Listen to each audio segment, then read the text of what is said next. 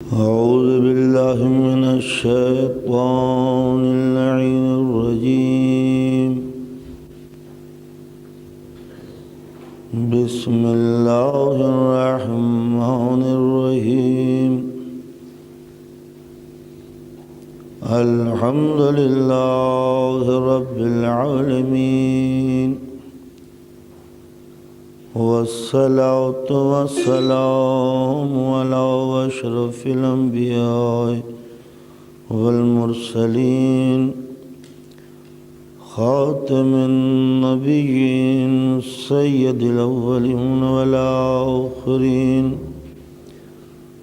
شفيع المذنبين أبي القاسم محمد وآله الطيبين الطاهرين المعصومين المظلومين المنتجبين، ولعنة الله على أعدائهم أجمعين. أما بعد، فقد قال الله تعالى وتبارك في القرآن الحكيم: بسم الله الرحمن الرحيم. وكذلك جعلناكم أمة وسطا لتكونوا شهداء على الناس. صلی اللہ علیہ محمد.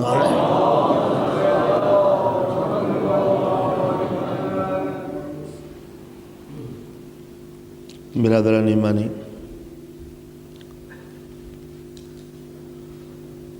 آج اسلامک کیلنڈر کا پہلا دن ہے. ہجری سال کی ابتدا ہے. ہر قوم، ہر ملت، ہر تہذیب والے اپنے نئے سال کا آغاز خوشیوں سے اور مسرتوں سے کرتے ہیں،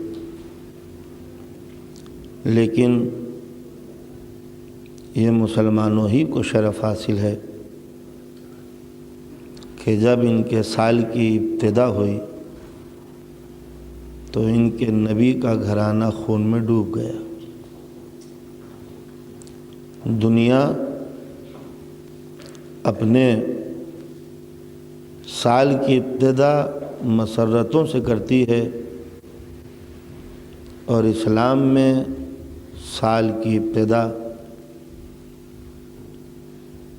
اشک ریزی سے شروع ہوتی ہے. ظاہر ہے کہ مجھے مجلس تو کل ہی پڑھنی ہے، آج تو صرف ابتدا ہے. چند کلمات اور آپ کی زحمت کو تمام کرنا ہے. مصائب کے چند فقرے. سوال یہ پیدا ہوتا ہے کہ محرم کا چاند دیکھ کر کسی واقعے کو یاد کرنا،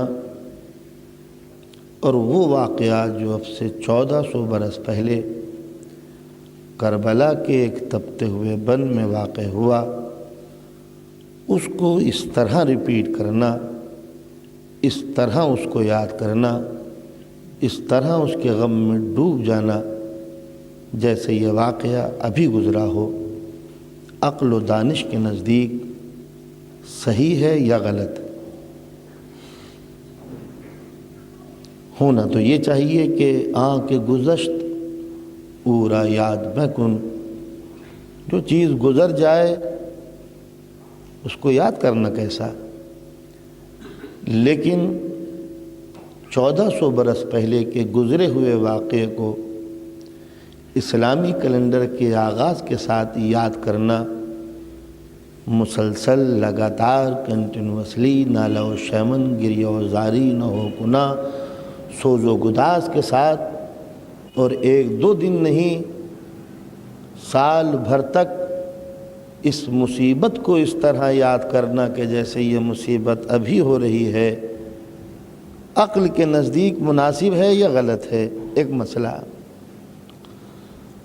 سوال یہ پیدا ہوتا ہے کہ 1400 برس پہلے جو واقعہ کربلا کے تپتے ہوئے بن میں گزرا، اس کو یاد کرنا عقل کے تقاضے کے نزدیک درست ہے یا صحیح ہے؟ پہلا مسئلہ۔ کسی قوم کا کوئی عظیم واقعہ دہرانے کے لائق ہوتا ہے یا اس کو بھولا دیا جاتا ہے؟ تو اگر دنیا کی کسی قوم نے اپنے بزرگوں کے کسی واقعے کو فراموش کر دیا ہو تو مسلمانوں کے لیے بھی یہ مناسب ہوگا کہ وہ گزرے ہوئے واقعات پہ وقت کا پردہ ڈال کے اپنی تاریخ کا مستقبل سے رشتہ کاٹ دیں اور آئندہ کے واقعات سے جوڑ دیں۔ لیکن دنیا کے کوئی قوم، دنیا کے کوئی ملت، کوئی سویلائزیشن، کوئی کلچر، کوئی سماج ایسا نہیں ملے گا کہ جس نے اپنے بزرگوں کی تاریخ اور عظیم کارناموں کے اوپر پردہ ڈال دیا ہو۔ زندہ قومیں انہی کو سمجھا جاتا ہے کہ جو اپنے قوم کی عظیم شخصیتوں کو وقت کے ساتھ یاد کرتی رہتی ہیں۔ انڈیپینڈنس ڈے، یوم آزادی، ان شہیدوں کا ذکر جن کی محنتوں سے کوئی ملک آزاد ہوا، اگر ان عظیم شخصیتوں کو بھلا دیا جائے تو اس ملک سے فائدہ اٹھانے والوں کو نمک حرام کہہ کے دنیا یاد کرے گی کہ تم نے اس کے آزاد ملک سے تو فائدہ اٹھایا مگر اس کو بھلا دیا کہ اس ملک کی آزادی کن انسانوں کے خون کا نتیجہ ہے۔ لہٰذا شریف قومیں ان سورماؤں کو یاد کرتی ہیں جن کے لہو کی رنگینی نے اس قوم و ملت کے چہرے کو سرخرو بنایا۔ کوئی بھی ملک ہو، کوئی بھی علاقہ ہو، چاہے یورپ ہو یا ایشیا ہو، ہندوستان ہو یا پاکستان ہو، ایران ہو یا مصر ہو، زندہ قوم وہی کہلاتی ہے کہ جو اپنے ماضی گزرے ہوئے واقعات کو حال کے آئینے میں دیکھتی چلی جاتی ہے۔ تو معلوم ہوا کہ دنیاوی تہذیب میں، دنیاوی کلچر میں اس سماج کے مطابق گزرے ہوئے واقعات کو دہرانا عقل کے خلاف نہیں ہے، عقل کا تقاضا ہے۔ اب دیکھنا یہ چاہیے کہ جب عقل کا تقاضا یہ ہے تو اب مذہب بھی اجازت دیتا ہے یا نہیں کہ گزرے ہوئے واقعات کو ریپیٹ کیا جائے؟ یہ بھی ہو سکتا ہے کہ سماج تو اجازت دے اور مذہب اس کی اجازت نہ دے۔ تو آیا اسلام بھی اس بات کو گوارا کرتا ہے یا نہیں کہ کسی گزرے ہوئے واقعات کو ریپیٹ کیا جائے؟ تو بھائی یہ قرآن مجید کی اوراق کو لٹ کے دیکھیں کہ اس نے حال کو دہرایا ہے یا ماضی کو۔ تو اگر قرآن مجید میں آدم کا ذکر ملے، نوح کے واقعات ملیں، ابراہیم کے قصے ملیں، یوسف کے واقعات ملیں، تو سمجھ لینا چاہیے اسلام گزرے ہوئے واقعات کو سنانے کا منکر نہیں ہے، نہ مخالف ہے۔ جب انبیاء کے واقعات ان کے عظیم کارناموں کی بنا پر دہرائے جاتے ہیں تو اب ظاہر ہے کہ اگر اسلام کی تاریخ میں کسی نے عظیم کام کیا ہے تو اس کے اوپر پردہ ڈالنا نہ شریعت کے اعتبار سے مناسب ہوگا نہ سماج کے قاعدے سے، اس لیے کہ اسلام نے اپنے گزشتہ انبیاء کا تذکرہ قرآن مجید میں کر کے اس کی تلاوت کرنا قیامت تک کے لیے ثواب بنا دیا۔ اب دیکھنا یہ ہے کہ صرف یاد کر لینا ہی کافی ہے الفاظ سے، یا پریکٹیکل طریقے سے اس کو دہرانا، اس عمل کو دہرانا کہ جو گزر چکا۔ جانتے ہیں بھی زیادہ دن نہیں گزرے حج کے واقعے کو۔ حج ہے کیا؟ جناب ابراہیم و اسماعیل و جناب ہاجرہ کی قربانیوں کو عملی طریقے سے یاد کرنا۔ ایک بے چین ماں کس طرح دوڑی تھی، یہی تو ہے حج میں، ورنہ صحیح کیا معنی ہے؟ صحیح جو کی جاتی ہے دو پہاڑوں کے درمیان، اس طرح حکم ہے کہ اس طرح دوڑو جیسے ایک مضطرب و بے چین ماں دوڑتی ہے عورت کے انداز سے۔ اب ظاہر ہے کہ ممبر پہ اس موشن کو نہیں دہرا سکتا، یعنی وہ کیفیت ظاہر ہو جائے کہ جس سے ایک ماں کی بے چینی کا پتہ چلے۔ یعنی اسی بے چینی کو جب پریکٹیکل طریقے سے دہرائیں گے تو اس کا نام ہوگا ایک حج کا حصہ، جس کو اگر کوئی مسلمان نہ کرے زندگی میں ایک بار تو گنہگار ہے۔ تو معلوم ہوا کہ اگر اسلام کی خاطر، خدا کی خوشنودی کی خاطر ایک ماں اپنے بچے کو پانی پلانے کے لیے دو پہاڑوں کے درمیان پریشان حال دوڑ رہی ہے، تو اسلام اس گزرے ہوئے واقعے کو ہر سال زندہ کرتا ہے اور اس کو زندہ کرنے کو عبادت جانتا ہے۔ تو پھر جب ایک ماں کے اضطراب اور بے چینیوں کا نقشہ کھینچنا اسلام میں حرام نہیں ہے، تو اگر کسی بے چین باپ کے ہاتھوں پر ننھا سا لاشا ہے اور وہ مقتل سے خیمے کی طرف، خیمے سے مقتل کی طرف جا رہا ہے، تو روز عاشور اس کا دہرانا نہ بدعت ہو سکتا ہے، نہ شرک ہو سکتا ہے، نہ حرام ہو سکتا ہے۔ تو اندازہ آپ نے لگایا کہ یہ واقعہ کربلا نہ اسلامی نقطۂ نظر سے، نہ سماجی نقطۂ نظر سے، نہ معاشرتی اعتبار سے، کسی بھی قاعدے سے نہ حرام ہے نہ خلاف عقل ہے۔ تو اب یہاں تک تو ذہن ساتھ دیتا ہے کہ اب سے 1400 برس پہلے کے گزرے ہوئے واقعات کو ہم دہرائیں گے، اس لیے کہ یہ ہمارے بزرگوں کا کارنامہ ہے، یہ ایک اسلام کی زندہ تاریخ ہے۔ اب دیکھنا یہ ہے کہ ان واقعات کو ہم خوش ہو کے یاد کریں یا غمزدہ بن کے یاد کریں، بس یہیں سے اختلاف کے دو دھارے شروع ہو جاتے ہیں۔ یہاں تک تو ہر عقل مند ساتھ آئے گا، چاہے وہ زبان سے کہے یا نہ کہے، مگر اسے ماننا ہی پڑتا ہے کہ کربلا میں جو بھی واقعہ گزرا وہ ایسا نہیں ہے کہ جس کو بھلا دیا جائے۔ تو جب یاد کیا جائے تو اب دو رخ ہیں یاد کرنے کے، خوش ہو کے یاد کیا جائے یا غم منا کے یاد کیا جائے۔ ایک یہ کہتا ہے ہاں یاد تو کرو مگر نیا لباس پہن کر، یاد تو کرو مگر سر میں تیل ڈال کر، یاد تو کرو مگر خوشیاں منا کر، یاد تو کرو مگر اچھل کود کر، یاد تو کرو آنکھوں میں سرما لگا کر، خوشبو لگا کر۔ ایک نظریہ یہ ہے کربلا کے واقعے کو اس طرح یاد کر کے رو کہ معلوم ہو کہ واقعاً یہ غمزدہ ہیں۔ یہیں سے دو دھارے ہیں، ایک نظریہ یہ کہتا ہے واقعات کربلا کو پڑھنا ہو تو خوش ہو کے پڑھو، ایک یہ کہتا ہے واقعات کربلا کو پڑھنا ہے تو رو کے پڑھو، اس طرح پڑھو کہ معلوم ہو کہ تم غمزدہ ہو۔ جب اختلاف پیدا ہوا تو اب دو ہی صورتیں ہیں، یا تو عقل سے پوچھو کہ کربلا کی مصیبتیں خوش ہو کے سننی چاہیے یا غمزدہ ہو کے سننی چاہیے، یا تو فیصلہ عقل پر چھوڑو، دل پر چھوڑو، یا فیصلہ رسول پر چھوڑو جس کے گھرانے کا غم ہے۔ اگر یہ غم رسول کو خوش کر دے تو ہم بھی خوش ہوں گے، سنت رسول قرار پائے گا۔ لیکن اگر اس غم نے رسول کی آنکھوں میں آنسو پیدا کر دیے، اس غم نے آل رسول کو پریشان کر دیا، تو اب سنت رسول کا تقاضا خوش ہونا نہیں ہے، غم زدہ ہونا ہے۔ ظاہر ہے کہ واقعہ کربلا سن 60 ہجری میں ہوا۔ دیکھنا یہ ہے کہ کیا اس غم کی اطلاع رسول کو تھی یا نہ تھی۔ اگر اس غم کا پتہ رسول کو نہ تھا تو پھر نبی کے نبی ہونے میں ہمیں شک ہوگا۔ اس لیے جس رسول کو یہ پتہ ہے کہ آخرت میں کیا ہوگا، اس رسول کو یہ بھی خبر ہونی چاہیے کہ میری وفات کے 50 برس بعد کیا ہوگا۔ اس لیے کہ یہ 50 برس اسلام کی تاریخ کا ایک اہم موڑ ہے۔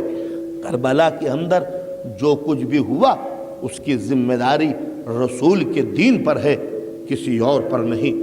اس لیے کہ امام حسین سے جو جنگ لڑی گئی وہ نہ تاج کے لیے لڑی گئی، نہ تخت کے لیے لڑی گئی، نہ دولت کے لیے لڑی گئی، وہ جنگ لڑی گئی صرف نبی کی دین کی آبرو کے لیے، وہ لڑی گئی دین کے آئین کے تحفظ کے لیے، وہ لڑی گئی خانہ کعبہ کے وقار کو بچانے کے لیے، وہ لڑی گئی قرآن مجید کی صحیح تفسیر کے تحفظ کے لیے۔ اگر یہ جنگ دولت کے لیے لڑی جاتی تو ہم کبھی حسین کا غم نہ مناتے۔ اس لیے کہ دولت پرستوں کو یاد کرنا عقل مندوں کا تقاضا نہیں ہے۔ اگر یہ جنگ حصول مملکت کے لیے لڑی جاتی، ملک کو فتح کرنے کے لیے لڑی جاتی، تو سینکڑوں تاریخ میں شہنشاہ ایسے ہوئے ہیں جنہوں نے اپنے سر تن کی بازی لگا کر ملک جیتنا چاہا، وہ خاک کو خون میں لوٹ گئے، کوئی ہاتھ سینے پہ ان کے لیے نہیں جاتا۔ کتنے تاجور تھے جن کے تاج و تخت کھوئے گئے مگر کوئی ان کو یاد نہیں کرتا۔ کتنے گھرانے تھے جو بڑھتے ہوئے ظلم کے سیلاب میں بہہ گئے اور کوئی بھی ان کو یاد کرنے کے لیے تیار نہیں ہے۔ ہیروشیما پہ بم گرے، لاکھوں انسان مارے گئے ذکر کر کے ہم تڑپ جاتے ہیں مگر رونے کے لیے تیار نہیں ہیں۔ بلووں میں ہزاروں انسان مارے جاتے ہیں، ان کی مصیبت سن کر ہم تڑپ جاتے ہیں مگر واقعات کو دہرانا ہمارے لیے کوئی ضروری نہیں ہے۔ لیکن کربلا کے اندر جو واقعات ہوئے وہ نہ تخت کے لیے ہیں، نہ تاج کے لیے ہیں، نہ دولت کے لیے ہے۔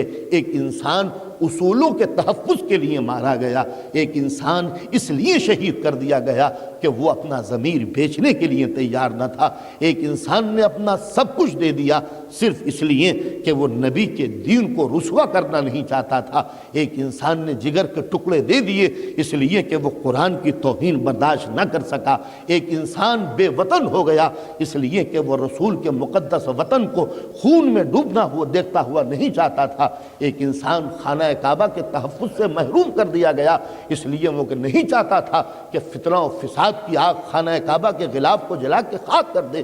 تو ظاہر ہے کہ جس انسان نے مذہب کے اصول کی خاطر اپنا آرام، اپنا گھر، اپنا چین، اپنی اولاد، جگر کے ٹکڑے، مال و اسباب سب کچھ دے دیا ہو، اگر انسانیت نے اس کو بھلا دیا تو دامن شرافت میں پھر رہ کیا جائے گا؟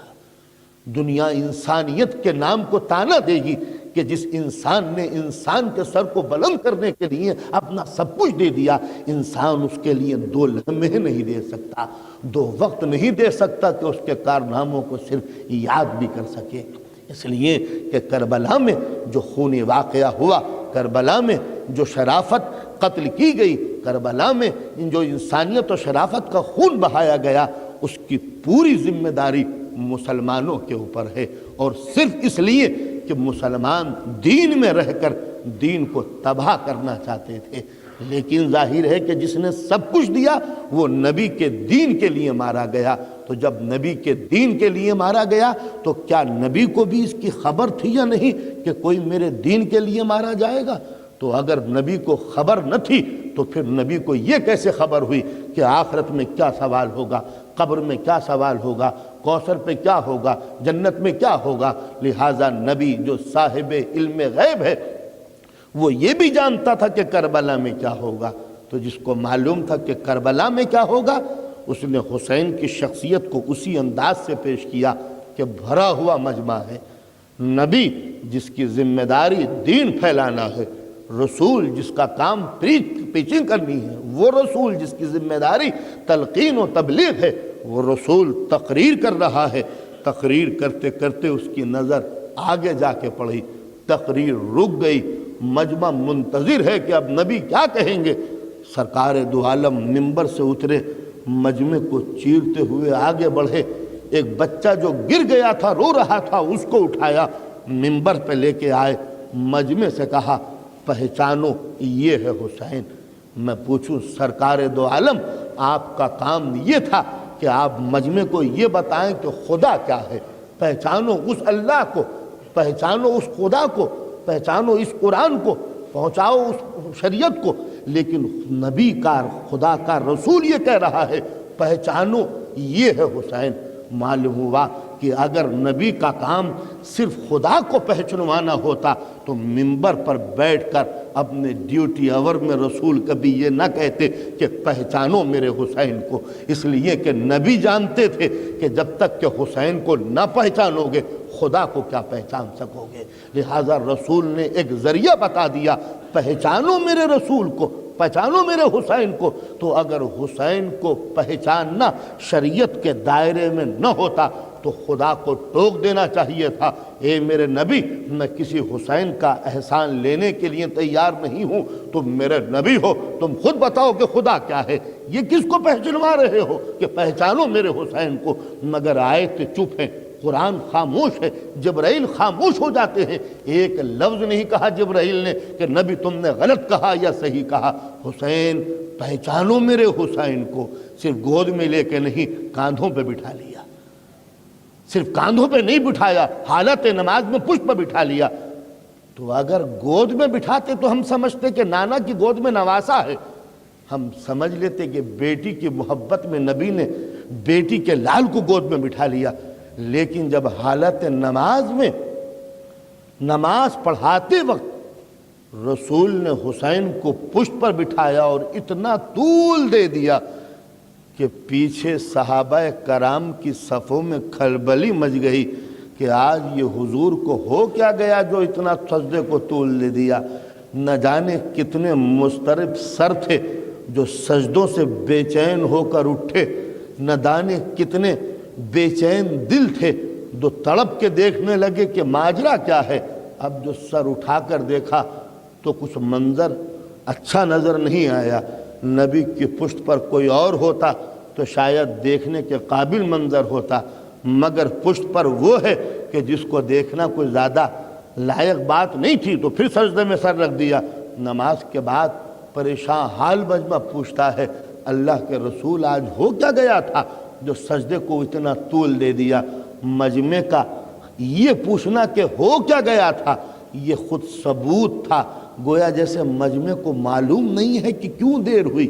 تو نبی چاہتے تو اس کو ذرا ٹرن دے دیتے، پتہ نہیں تم کو کہ کیا ہو گیا تھا، وہی آ رہی تھی، جبرائیل بیٹھے ہوئے تھے، راز و نیاز کی باتیں ہو رہی تھی، خدا سے ملاقات ہو رہی تھی، کوئی بھی بہانہ کر دیتے تاکہ یہ راز رہتا اور مجمع کو پتہ نہ چلتا کہ نبی نے نبی ہونے کی حیثیت سے ڈیوٹی آور میں اپنے نواسے کو کاندھے پر بٹھا کر کہیں معاذ اللہ نماز کی توہین تو نہیں کی۔ لیکن اگر مجمع نے یہ کہا ہم کو نہیں معلوم کہ سجدے کو طول کیوں دیا، تو نبی نے کہا تم کو نہیں معلوم کہ میری پشت پر حسین آ کے بیٹھ گیا تھا۔ اور اگلا فقرہ قیامت کا ہے، میں نے چاہا کہ سر سجدے سے اٹھا دوں مگر کیا کروں، ایک طرف جبرائیل تھے ایک طرف میکائیل تھے، کہہ رہے تھے اللہ کے رسول جب تک بچہ اپنی مرضی سے نہ اترے سر اٹھانے کا حکم نہیں ہے۔ تو معلوم یہ ہوا کہ حسین کی محبت کوئی نانا و نواسے کے رشتے کی بنا پر نہیں ہے۔ کوئی یہ نہ کہے کہ نبی کی ایک بیٹی تھی اس بیٹی کا یہ بیٹا تھا، لہٰذا یہ بلڈ ریلیشن کی بنا پر نبی نے اپنے نواسے کو کاندھے پہ بٹھایا تھا۔ نہیں، یہ تو حسن اتفاق بائی چانس ایک بات تھی کہ جس کو قدرت نے شہید بنایا تھا اس کو نواسہ بھی بنا دیا، جس کو معبود نے امام بنایا تھا اس کو بیٹی کا بیٹا بھی بنا دیا، جس کے ذریعے سے دین بچانا تھا اس سے دل کی دھڑکنیں بھی وابستہ ہو گئی۔ یہ تو ایک چانس تھا، قدرت کا انعام تھا نبی کے اوپر کہ لوگ کس شہید کو تم کاندھوں پہ بٹھاؤ گے، جو شہید ہے وہی نواسہ بھی ہوگا۔ صلوات پڑھیں محمد و آل محمد۔ تو اب ظاہر ہے کہ حالت نماز میں جس کو سجدے کو طول دیا جا رہا ہے اس کو دوش پر بٹھا کر کاندھوں پر بٹھا کر گود میں لے کر زبان کو چسا کر پبلک کو بتا رہے ہیں پہچانو یہ ہے میرا حسین، تو اس کی حیثیت ثانوی سیکنڈ پوزیشن نہیں ہو سکتی کہ یہ نبی کا نواسہ تھا اس لیے قابل عزت ہے۔ نہیں، وہ نواسہ بعد کو تھا، پہلے وہ امام تھا۔ تو جب امام تھا تو اس کی حیثیت مذہبی ہے، شریعت کے دائرے میں ہے۔ اب رسول پر بھی ضروری ہے کہ وہ اپنے اس حسین سے محبت کرے کہ جس کی شہادت کا رنگ ان کے دین کی آبرو کو بچا لے گا۔ اس لیے رسول نے کہا حسین منی و انا من الحسین، اسی واسطے کبھی کہا فاطمہ بزۃ منی، فاطمہ میرا ایک قصہ ہے، کبھی کہا علی منی و انا منہ، میں علی سے ہوں علی مجھ سے ہے۔ یہ ساری باتیں اس لیے نہ تھی کہ یہ داماد تھا یا وہ بیٹی تھی یا وہ نواسے تھے یا وہ بیٹی کے بیٹے تھے، اس لیے نہیں کہ ان سے کوئی خونی لگاؤ تھا۔ خونی لگاؤ کا اسلام میں کوئی احترام نہیں ہوتا۔ بیٹا ناخلف ہو تو ڈبو دینے قابل ہوتا ہے، بیوی نالائق ہو تو قابل لعنت بن جاتی ہے قرآن مجید کے اصول سے۔ تو اسلام نے جن نواسوں کی محبت کا حکم دیا ہے اس لیے نہیں کہ وہ خونی رشتے کی بنا پر قابل احترام ہو گئے تھے، جیسے منسٹر کا بیٹا قابل تعظیم بن جاتا ہے، لیڈر کا بیٹا کوئی بھی ہو چاہے لائق ہو یا نالائق ہو، پبلک اس کے پیچھے چلنے لگتی ہے اس لیے کہ اقتدار کی زمام اس کے باپ کے ہاتھوں میں ہے۔ مگر شریعت نے یہاں کس قدر نازک احساسات کا سہارا لیا کہ دیکھو اس لیے یہ قابل عظمت نہیں ہے کہ یہ نبی کا نواسہ ہے، اس لیے قابل عظمت ہے کہ اس کی شہادت ہی اسلام کی آبرو ہے۔ تو نبی کو کوئی اختیار نہیں ہے اپنی زندگی میں کہ وہ کسی سے محبت کرے خود مختار ہو کر، کسی کو کاندھے پہ بٹھائے بغیر مرضی الہی کے۔ اس لیے جب قدرت نے یہ کہہ دیا میرا رسول کچھ نہیں ہے سوائے نبی کے، وَمَا كَانَ مُحَمَّدٌ إِلَّا رسول، میرے نبی کو کچھ نہ سمجھنا سوائے رسول کے، یہ ہر حالت میں رسول ہے، چاہے آغوش مادر میں ہو، چاہے بچہ ہو، چاہے جوان ہو، چاہے صحت مند ہو، چاہے بوڑھا ہو، چاہے آخری وقت ہو، چاہے سو رہا ہو، چاہے بول رہا ہو، چاہے جنگ کرے، چاہے صلح کرے، چاہے خاموش ہو، چاہے تقریر کرے، یہ ہر حالت میں رسول ہے۔ تو جب ہر حالت میں رسول ہے تو اب جس کو کاندھے پہ بٹھایا ہے، یہ نانا نے نواسے کو نہیں، رسالت نے امامت کو کاندھے پہ بٹھایا۔ تو ظاہر ہے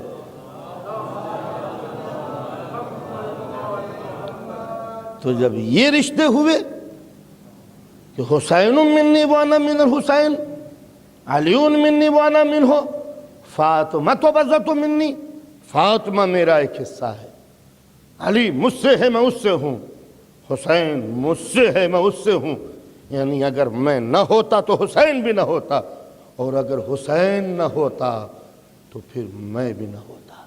تو یہ سارے واقعات تقریر کے دوران اتر کے اپنے نواسے کو گود میں بٹھا لینا، کاندھے پر سوار کرنا، زلف ہاتھوں میں دے دینا، اور بچے ضد کریں کہ اونٹ کی آواز نکالیے تو اسی انداز سے بولنا، تو کیا رسول کو یہ حق تھا کہ وہ ان کی محبت میں آ کر وہ ساری حرکتیں کر جاتی اور خدا خاموش رہتا؟ اس لیے کہ جب قدرت یہ کہہ رہی ہے وَمَا يَنْتَقُ عَنِ الْهَوَىٰ إِنْ هُوَ إِلَّا وَحْيٌ يُوحَىٰ، میرا نبی زبان نہیں کھولتا جب تک کہ میرا حکم نہ ہو جائے۔ وَمَا رَمَيْتَ إِذْ رَمَيْتَ وَلَكِنَّ اللَّهَ رَمَىٰ، میرا نبی اگر ہاتھوں سے کنکریاں پھینکے تو یہ میرے نبی کی حرکت نہیں ہے، یہ تو ہمارا اشارہ ہے۔ وَمَا تَشَاءُونَ إِلَّا أَن يَشَاءَ اللَّهُ، ان کے دل میں کوئی تمنا انگڑائیاں ہی نہیں لیتی مگر جب تک کہ ہم وہی نہ کریں یا ہماری مرضی نہ ہو۔ تو ظاہر ہے جس رسول کی پوری زندگی معبود کے حکم کے سانچے میں ڈھلی ہوئی ہو، وہ خود مختار ہو کر اپنی مرضی کے تحت اپنے محبت سے مروب اور مغلوب ہو کر کسی نواسے کو کاندھے پہ نہیں بٹھا سکتا۔ اسلام کی تاریخ کا ایک واقعہ ہے کہ نبی نے ایک جملہ کہہ دیا تھا، ایک سینٹنس کہہ دیا تھا، اس لیے نہیں کہ وہ کہنا چاہتے تھے، اس لیے تاکہ دنیا سمجھ لے کہ نبی خود مختار نہیں ہے، خدا کے حکم کا ماتحت ہے۔ نبی ایک بیوی کے گھر گئے، انہوں نے شہد پلایا جناب ام سلمہ، یہ شہد پی کے آئے اور انہوں نے اپنی بیوی کی تعریف شروع کر دی کہ سبحان اللہ، ام سلمہ نے جو شہد پلایا ہے وہ بڑا شیریں، بڑا میٹھا، بڑا لذیذ، بڑا اچھا ہے۔ یہ سن کر جو بیوی سن رہی تھی یا حضور جن بیگم صاحبہ سے کہہ رہے تھے، ان کا موڈ خراب ہو گیا۔ اگلے دن پھر نبی آئے، پھر انہوں نے یہی کہا کہ سبحان اللہ، ام سلمہ نے جو شہد پلایا تھا وہ بڑا میٹھا، بڑا شیریں، بڑا لذیذ، بڑا نظیف، بڑا لطیف تھا۔ ان کو سن کر پھر موڈ خراب ہو گیا۔ نہ جانے حضور کو بھی کیا سوجی کہ روز شہد کا ذکر ان کے سامنے کریں، شہد کا ذکر اور منہ کڑوا ہو جائے ان کا۔ تو انہوں نے اپنی سہیلی سے کہا کہ آج کل ام سلمہ سے خوب چھن رہی ہے، کوئی ایسی ترکیب کرو کہ ہماری بارگاہ میں یہ ام سلمہ کی تعریف نہ ہو۔ یہ پلاننگ ہو گئی دونوں سہیلیاں تھیں، دونوں نبی کی بیویاں تھیں۔ ایک دن جو حضور آئے کہنے لگے ام سلمہ نے جو آج شہد کا شربت پلایا بہت ہی میٹھا تھا۔ انہوں نے کہا کہ ہاں حضور میٹھا تو ہوگا مگر آپ کے منہ سے بدبو آ رہی ہے مغافیر کی، گوند کے شربت کی، غم ہوتا ہے عرب میں۔ حضور نے فرمایا کہ ہم مغافیر نہیں پیتے۔ کہا کہ نہیں حضور آپ کے منہ سے مغافیر کی بدبو آ رہی ہے۔ اب سرکار نے فرمایا کہ ہم مغافیر نہیں پیتے، نہیں پی ہم نے، کہا کہ نہیں آپ نے پی ہے۔ اب اندازہ لگائیے کہ ان دونوں میں سچا کون ہوا۔ ایک وہ ہے کہ جس کی صداقت پر اسلام کی عمارت قائم ہے، اور ایک یہ ہے جو یہ کہہ رہی ہیں کہ آپ کے منہ سے مغافیر کی بو آ رہی ہے، نبی نے کہا ہم مغافیر نہیں پیتے۔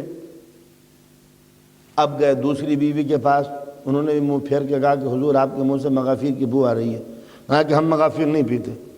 کہا نہ پی ہوگی مگر ممکن ہے کہ شہد کی جو مکھیاں ہیں وہ مغافیر پہ بیٹھ گئی ہوں، پھر آ کے انہوں نے شہد بنایا ہو تو یہ اسمیل آ گئی اس شہد کے اندر۔ اب کسی کا دماغ اتنا سینسیٹیو ہو تو اس کو کون کیا کر سکتا ہے۔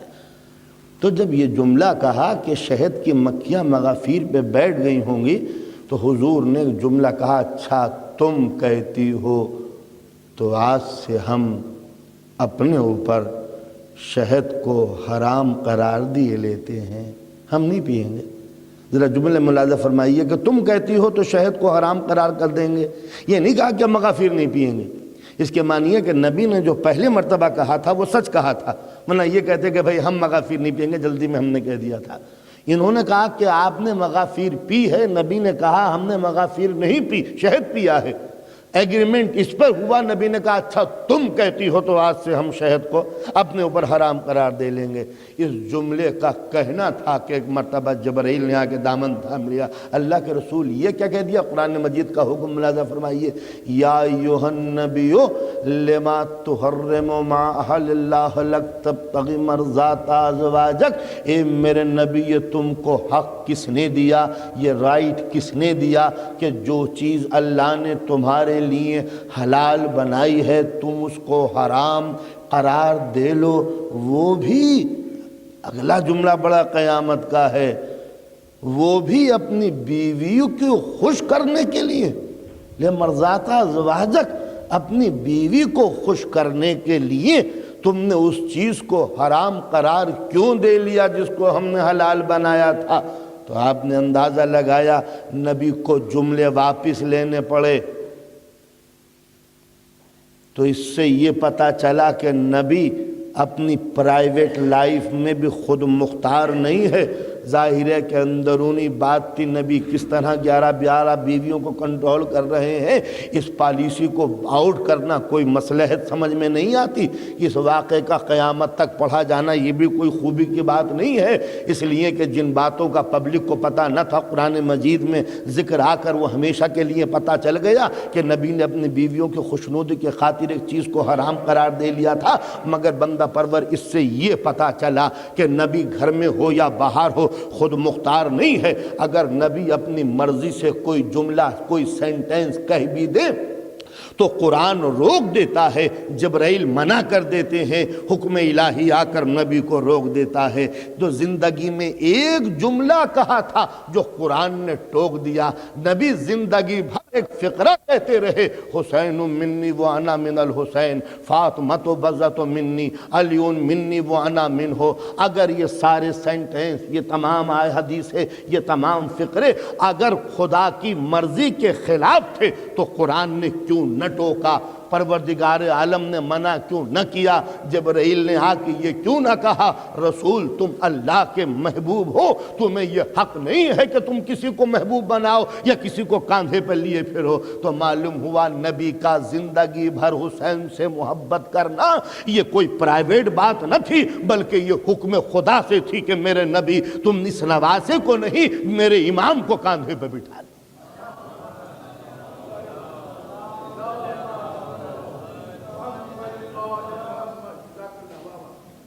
تو بندہ پرور اب اس نواسے کی محبت اب یہ شریعت کے دائرے میں ہے کہ جس طرح قرآن سے محبت کرنا اسلام، کعبے سے محبت کرنا اسلام، مدینے سے انسیت رکھنا اسلام، نماز کا پڑھنا دین، اسی طرح اس نواسے کی محبت بھی اب شریعت کے دائرے میں ہے۔ تو اب دیکھنا یہ ہے کہ اس رسول کو جو قیامت تک کے لیے شریعت اور دین لے کے آیا ہے، کیا اسے یہ خبر تھی یا نہ تھی کہ جس نواسے کو کاندھے پہ بٹھا رہے ہیں وہ کوئی غلط کام کرے گا؟ اس لیے کہ جن کا نظریہ یہ ہے کہ معاذ اللہ خاکم بدہن، امام حسین نے اس زمانے کے امیر کی بیعت نہ کر کے غلطی کی تھی، تو رسول کو کوئی حق نہ تھا کہ جو 50 برس کے بعد امام غلطی کرنے والا ہو اس کو کاندھے پہ بٹھا لیں یا اس کو سجدے کو طول دے دیں۔ اس لیے کہ سجدے میں کاندھے پہ بٹھانا یہ اس اس بات کی ضمانت ہے کہ دنیا ادھر سے ادھر ہو سکتی ہے مگر حسین کی عصمت میں کوئی فرق نہیں آئے گا، اس لیے کہ قدرت کو یہ ٹوک دینا چاہیے تھا کہ میرے نبی جس بچے کو تم کاندھے پر بٹھا رہے ہو وہ 40 برس کے بعد یہ ہنگامے کرے گا کہ یزید جیسے نیک مسلمان خلیفہ سے جا کے وہ جنگ کرے گا۔ قدرت کو ٹوک دینا چاہیے تھا، مگر ارباب کرم اسلام کی تاریخ گواہ ہے کہ حسین پیدا نہ ہوئے تھے جو رسول نے حسین کا غم منانا شروع کر دیا۔ یہ بچہ پیدا ہوا تو سب سے پہلے ولادت کی خبر جب ملی تو نبی نے حسین کی شہادت کا ذکر کیا، میری بیٹی یہ تیرا لخت جگر کربلا میں شہید ہوگا۔ نبی بھی رو رہے ہیں، فاطمہ بھی رو رہی ہیں، مجمع کے سامنے نبی بچے کو گود میں لیے بیٹھے ہیں اور ایک مرتبہ کہتے ہیں اے مسلمانوں پہچانو میرے اس حسین کو اور خدا لعنت کرے اس شخص پر جو میرے بچے کو 3 روز کا بھوکا پیاسا شہید کرے گا۔ اے دوستو میری سمجھ میں نہیں آتا کہ جس چاہنے والے مجمع کے سامنے بیٹھ کر رسول یہ فرما رہے ہیں کہ میرے بچے کو ایک شخص ذبح کرے گا تو کوئی مجمع میں سے یہ نہیں پوچھتا کہ ذبح کرنے والا کون ہوگا۔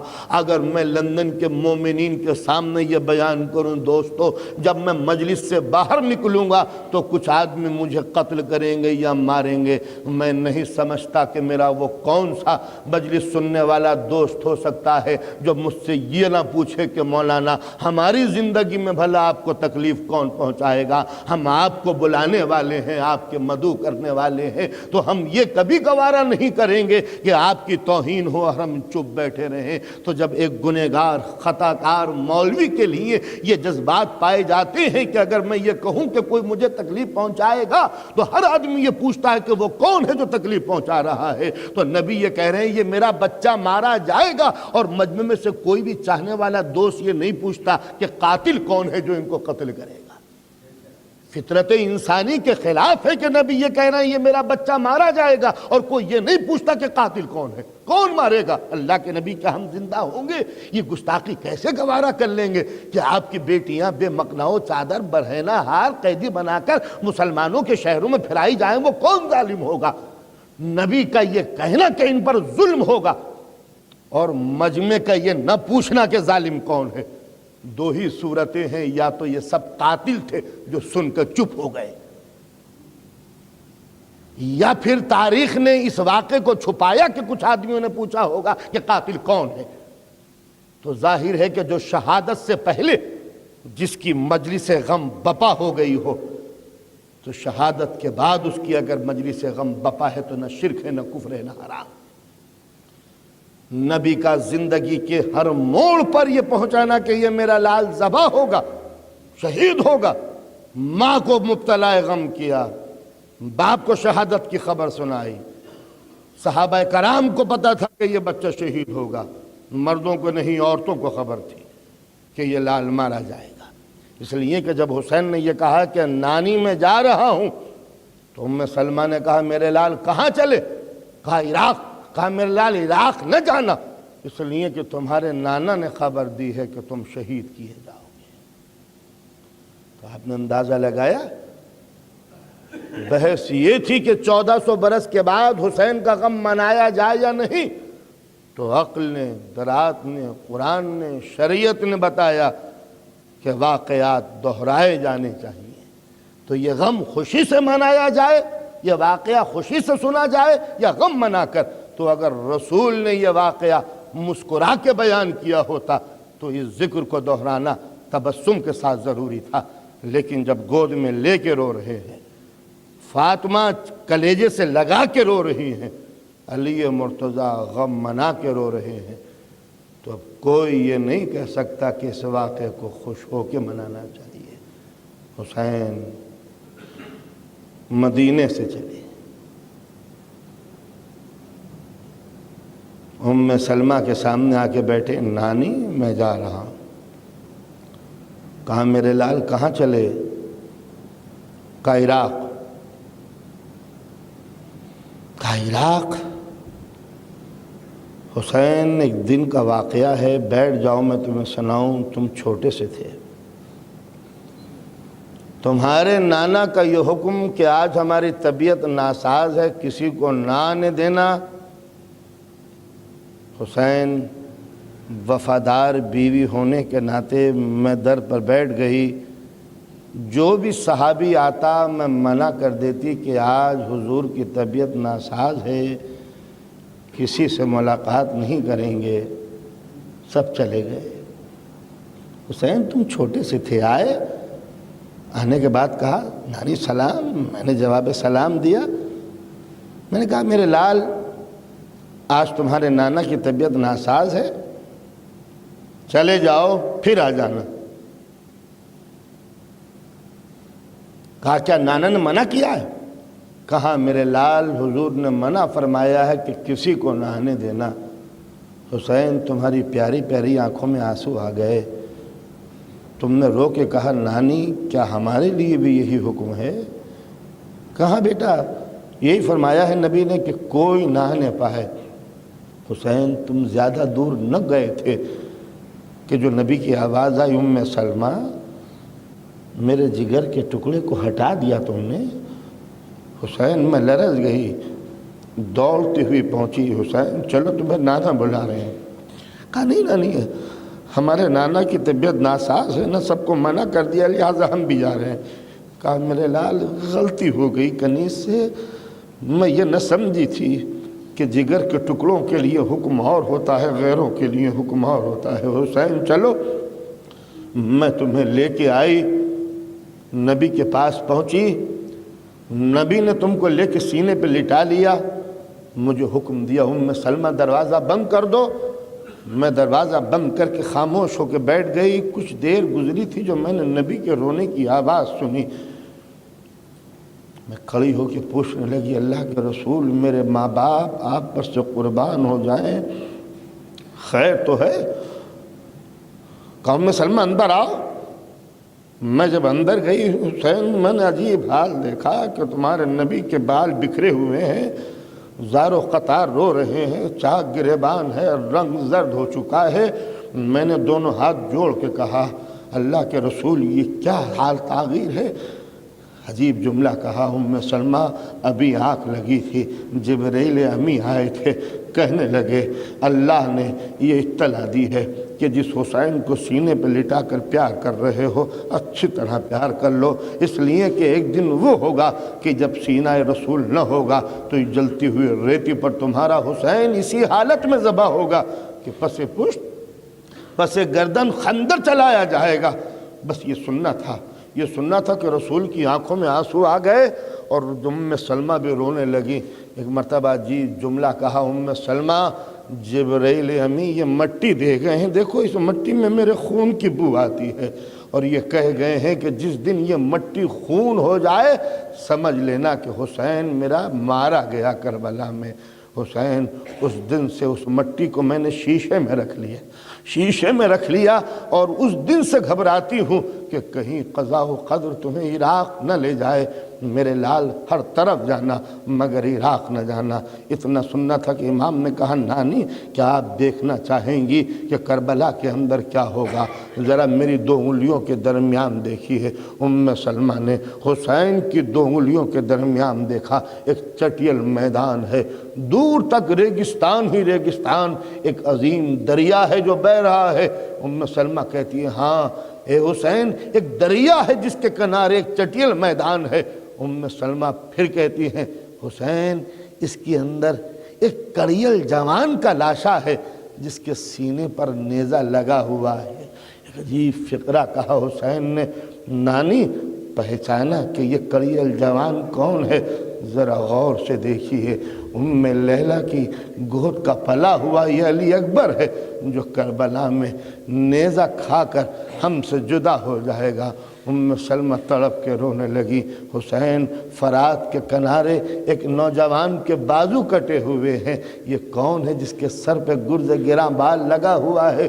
حسین کہتے ہیں نانی پہچانیے یہ ام البنی کی نشانی میرا قوت بازو ابو الفضیل عباس ہے۔ ام سلمہ پچھاڑے کھانے لگی، اے حسین ایک بلندی پر ایک ٹیلے کے اوپر ایک چھوٹا سا لاشا نظر آ رہا ہے، ایک قبر ہے جو کھدی ہوئی ہے۔ حسین کہتے ہیں اے نانی یہ رباب کی گود کی دولت ہے، میرا علی اصغر ہے جو کربلا میں 3 روز کا بھوکا پیاسا شہید ہو جائے گا۔ ایک مرتبہ میں سلمہ کہتی ہے حسین ایک نشیب میں ایک لاش پڑی ہوئی ہے جس کے ٹکڑے ٹکڑے ہو چکے ہیں، ارے کوئی پہچان نہیں سکتا کہ یہ کون ہے۔ ایک مرتبہ حسین کہتے ہیں نانی پہچانیے، اپنے گود کے پالے ہوئے حسین کو پہچانیے کہ نانا کے اس جگر کے ٹکڑے کو مسلمانوں نے کتنے ٹکڑوں میں تقسیم کر دیا ہے۔ یہ ساری مصیبتیں کربلا کی بیان کرتی جاتی ہیں، سلمہ روتی جاتی ہیں۔ دوستو ابھی کربلا واقع نہیں ہوئی جو نبی کی بیوی رو کے بتا رہی ہے۔ اگر حسین کا ذکر سن کے رونا بدعت ہوتا تو کبھی المومنین حضرت سلمہ حسین کی شہادت سے پہلے حسین کی صف ماتم نہ بچھاتی۔ جب حسین کی شہادت سے پہلے رونا جائز ہے تو حسین کی شہادت کے بعد رونا حرام کیسے ہو گیا؟ ارباب کرم حسین مدینے سے چلے اس طرح کہ وہ قیامت کی رات آ گئی کہ جہاں حسین ایک ایک عزیز کی قبر سے جدا ہو رہے ہیں، کبھی حسن کی قبر پر جا کے بیٹھے، بھیا ہاں اس سال جن حضرات نے حج کیا ہے پروردگار عالم ہر مومن کو یہ شرف بخشے، انہوں نے اپنی آنکھوں سے دیکھا ہوگا کہ جنت البقیع کے وہ عظیم حصار کی دیوار جس کے اندر اب کوئی نہیں جا سکتا، اسی جنت البقیع کے چٹیل میدان میں ایک پتھر رکھا ہوا ہے۔ اس پتھر کے نیچے دلبند مصطفیٰ امام حسن علیہ السلام چین کی نیند سو رہے ہیں۔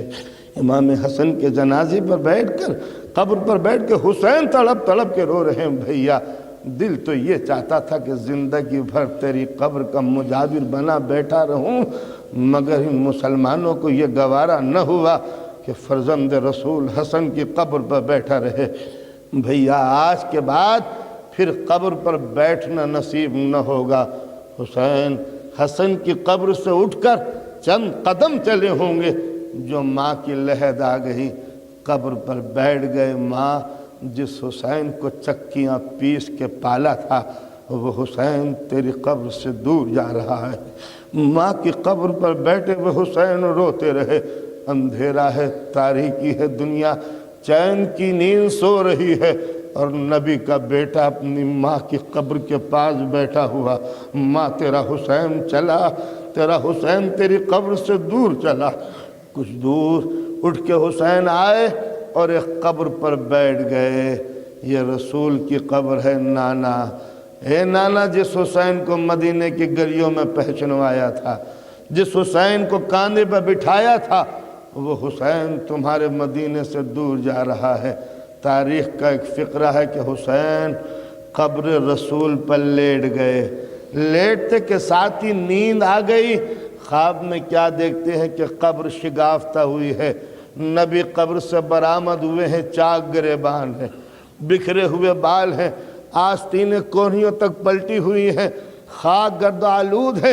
ایک مرتبہ کہتے حسین چلو مدینے سے چلو، مگر میرے لال تم اکیلے نہیں ہو مدینے سے جانے والے، تمہاری دکھیاری ماں بھی تمہارے ساتھ ہے، تمہارا غریب بھائی امام حسن بھی ساتھ ہے، مظلوم علی تمہارے ساتھ ہے، اور میں بھی تمہارے ساتھ قبر سے اٹھ کے چلوں گا۔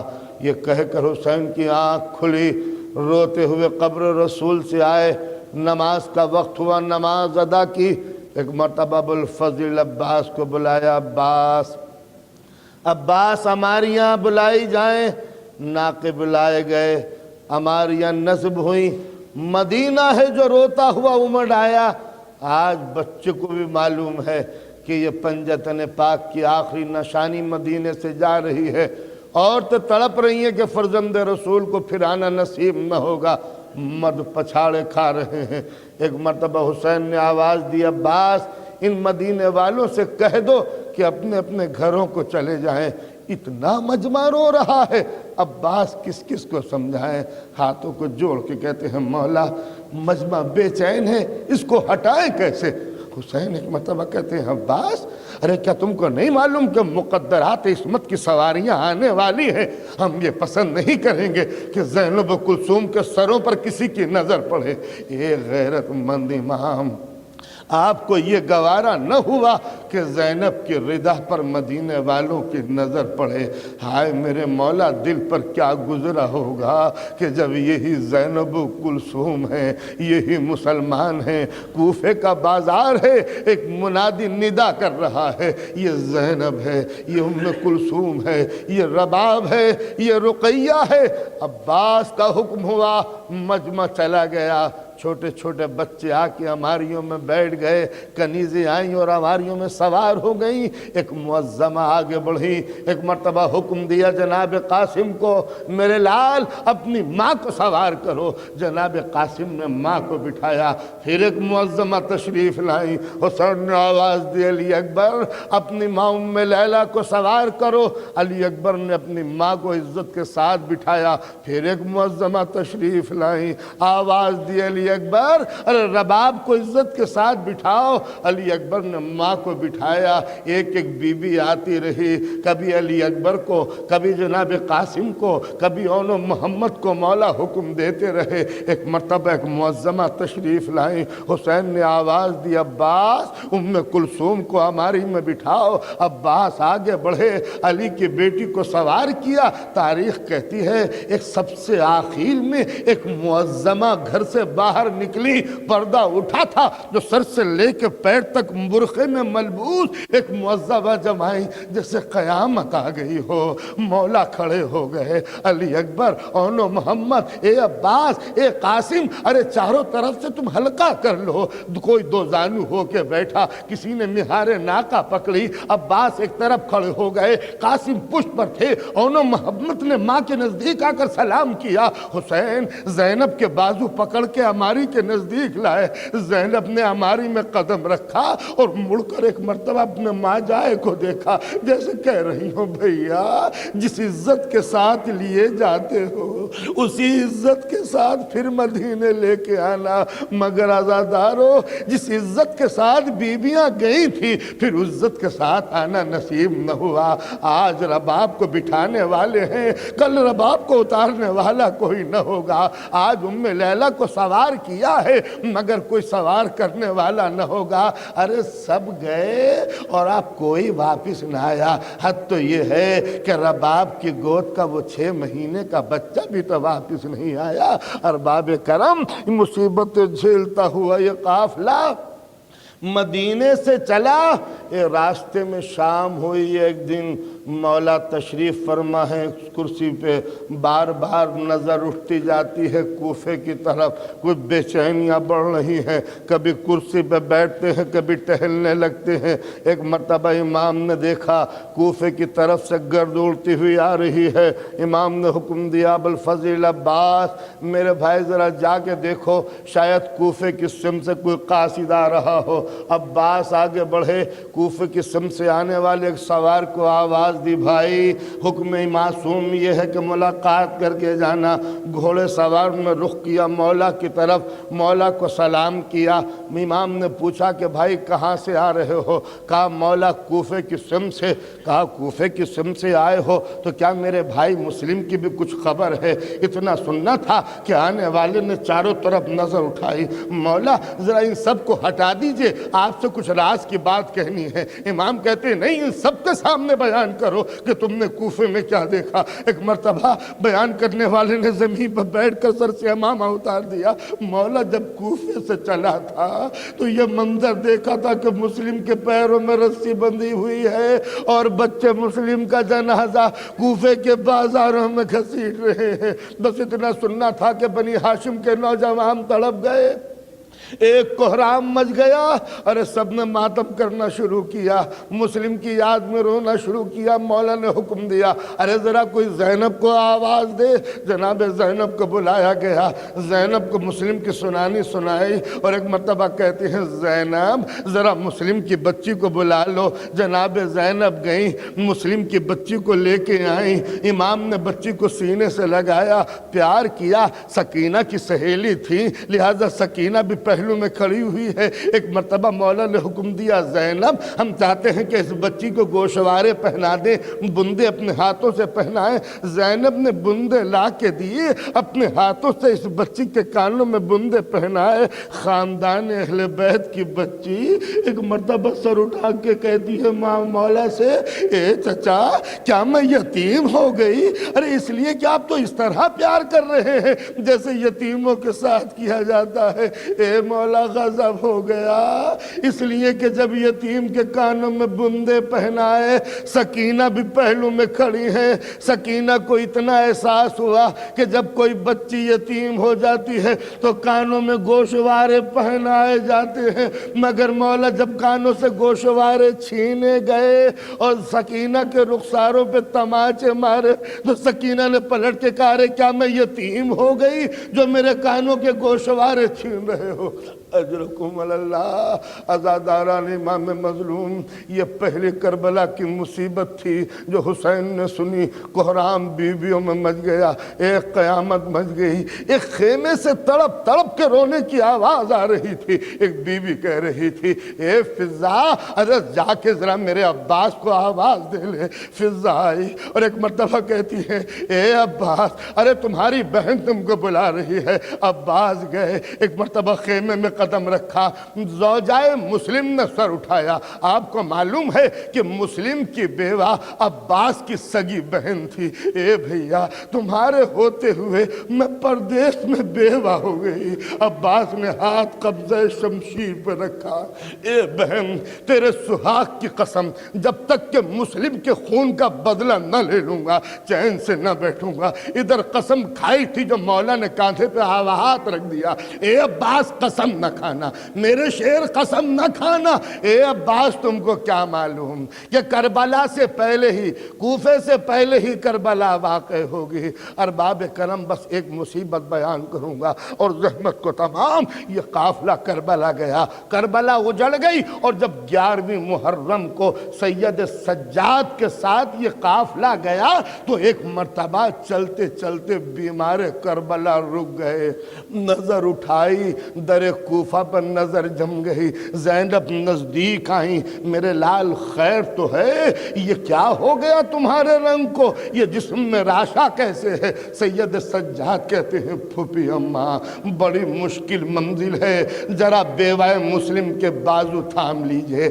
زینب گئیں، بیوہ مسلم کے بازو تھامے اور ایک مرتبہ اشارہ کیا در کوفہ پر۔ اب جو بیوہ مسلم نے نظر اٹھائی تو کیا دیکھتی ہے کہ مسلم کا لاشا در کوفہ پر آویزہ ہے۔ ایک مرتبہ بیوہ مسلم آگے بڑھی، مسلم کے جنازے کو سلام کیا، اے صاحب ایک بیوہ کا سلام قبول کر لو۔ اور ایک مرتبہ اگلا جملہ بڑا قیامت کا کہا، اے مسلم اللہ نے ہمیں 4 بیٹے دیے تھے، 2 تمہارے ساتھ تھے، 2 میرے ساتھ۔ اے مسلم جو بیٹے میرے ساتھ تھے اپنے ساتھ لائی ہوں وہ پہچانو، وہ نو کے نیزہ پہ ننھے ننھے سر ہیں، مگر مسلم یہ بتا دو کہ میرے 2 بیٹے کہاں ہیں؟